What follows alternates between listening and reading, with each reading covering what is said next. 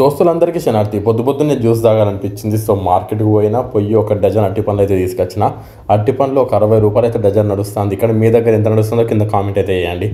So అరటి పండ్లు మంచిగా కట్ చేసుకొని దాంట్లో కొన్ని పాలు అయితే పోసుకొని ఆ తర్వాత కొంచెం చక్కెర అవి పోసుకొని మిక్స్ అయితే పట్టుకోవాలి. మనము అరటిపండు జ్యూస్ చేయడం చాలా సింపుల్ అండి. చాలా అంటే చాలా సింపుల్. మంచిగా చిక్కగా చేసుకోవాలి. మనం బయట తాగినట్టు పలసగా చేసుకున్నాం అనుకోండి మజా రాదు. మంచిగా చిక్కగా చేసుకోవాలి. చేసుకుని ఒక బౌల్లో దించుకొని ఆ తర్వాత దాన్ని పట్టుకెళ్ళి మంచిగా డీప్ ఫ్రిడ్జ్లో ఒక 1 అవర్ పెట్టి ఆ తర్వాత తీసి తాగితే సామిరంగా ఉంటుంది. నార్మల్గా అయితే ఉండదు. మీలో ఎంతమందికి అరటిపండు జ్యూస్ ఇష్టం? నేను పర్సనల్గా హైదరాబాద్లో ఉన్నప్పుడు చాలా ఇష్టపడి తాగేవాడిని. అక్కడ మిల్క్ మిక్స్ చేసేవాళ్ళు, అందుకే నేను కూడా మిల్క్ మిక్స్ చేస్తున్నా.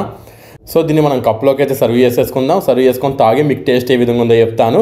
టేస్ట్ మాత్రం చాలా బాగుంటుంది. దీంట్లో నో డౌట్. మీరు కూడా ఇంట్లో ఉన్నప్పుడు ఖచ్చితంగా అయితే ట్రై చేయండి. మంచిగా చిక్కగా చేసుకున్నాం కదా, చిక్కటి పాలు పోసుకొని నార్మల్గా రాలేదు జ్యూస్ చాలా అంటే చాలా బాగుంది. మీరు కూడా మీ ఇంట్లో ఒకసారి ట్రై చేసి చూడండి. ఇలాంటి మరిన్ని వీడియోల కోసం డూ సబ్స్క్రైబ్.